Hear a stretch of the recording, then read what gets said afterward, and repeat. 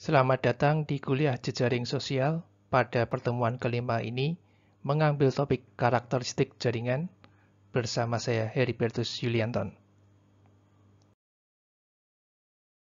Pada kali ini, kita akan mempelajari 3 karakteristik jaringan, yaitu kesamaan antar tetangga, jalur pendek yang menghubungkan node, dan segitiga yang dibentuk oleh tetangga yang sama. Node yang saling terhubung satu sama lain di jejaring sosial cenderung memiliki fitur yang serupa. Contoh, kerabat mungkin tinggal dekat satu sama lain. Atau teman mungkin memiliki minat yang sama. Nama teknis sifat ini adalah asortativitas. Kita dapat membuat prediksi mengenai kualitas seseorang dengan memeriksa koneksinya. Contoh nyatanya, kita dapat memastikan pilihan politik seseorang dengan menganalisa lingkaran teman-temannya. Jika orang-orang memiliki kemiripan dalam beberapa hal, mereka cenderung memilih satu sama lain dan menjadi terhubung. Contoh, orang-orang yang mempunyai olahraga atau hobi yang sama. Nama teknisnya adalah homofili. Aplikasi kencan seperti Tinder memanfaatkan homofili semacam ini dengan merekomendasikan pasangan berdasarkan ciri-ciri kepribadian yang sama. Akibatnya, orang-orang yang berteman menjadi semakin mirip seiring berjalannya waktu melalui proses pengaruh sosial. Jaringan disebut asortatif jika node dengan derajat tinggi cenderung terhubung ke node derajat tinggi lainnya, sedangkan node derajat rendah cenderung terhubung ke node derajat rendah lainnya. Jaringan disebut disasortatif jika node dengan derajat tinggi cenderung terhubung ke node dengan derajat rendah dan demikian juga sebaliknya.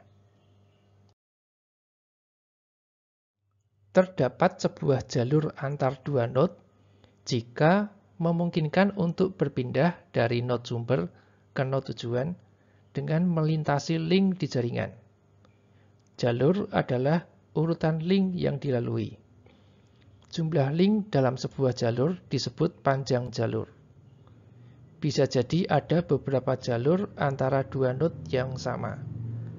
Jalur-jalur ini bisa memiliki panjang yang berbeda dan berbagi atau tidak berbagi beberapa link yang sama. Sebuah siklus adalah jalur khusus yang dapat dilalui dari satu node kembali ke node tersebut. Sebuah jalur sederhana tidak pernah melewati link yang sama lebih dari satu kali. Pada kuliah ini kita fokus hanya pada jalur sederhana. Jarak antara dua node didefinisikan sebagai jumlah minimum link yang harus dilalui dalam jalur yang menghubungkan dua node. Suatu jalur disebut jalur terpendek dan panjangnya disebut panjang jalur terpendek. Bisa jadi ada beberapa jalur terpendek antara dua node. Yang jelas semuanya harus memiliki panjang yang sama. Jaringan disebut terhubung jika kita dapat mencapai sembarang node dari sembarang node lain dengan mengikuti jalur di sepanjang link dan node perantara. Jaringan disebut tak terhubung jika terdapat beberapa node atau kelompok node yang tidak dapat dicapai dari node atau kelompok node yang lain. Sebuah komponen adalah subjaringan yang terdiri dari satu atau lebih node sedemikian hingga terdapat sebuah jalur menghubungkan sembarang pasangan node-node ini, tetapi tidak ada jalur yang menghubungkannya ke komponen yang lain. Jaringan tak terhubung terdiri dari lebih dari satu komponen, sedangkan jaringan terhubung mempunyai tepat satu komponen.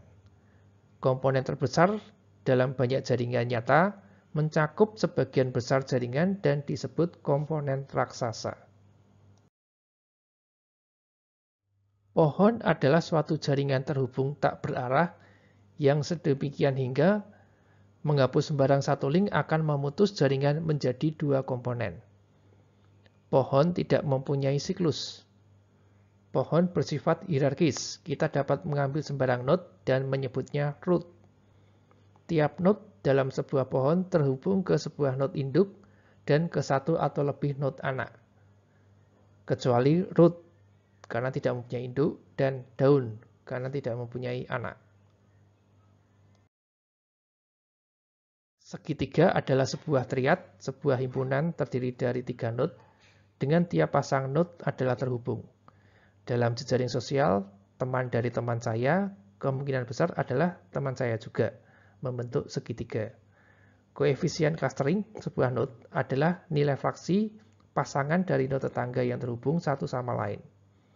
Atau sama dengan rasio antara jumlah segitiga yang mengandung sebuah node dan jumlah segitiga maksimum node tersebut bisa berpartisipasi. Demikian materi pada pertemuan kali ini. Jika ada pertanyaan, silakan tulis di komentar. Kita bertemu lagi pada pertemuan selanjutnya. Terima kasih.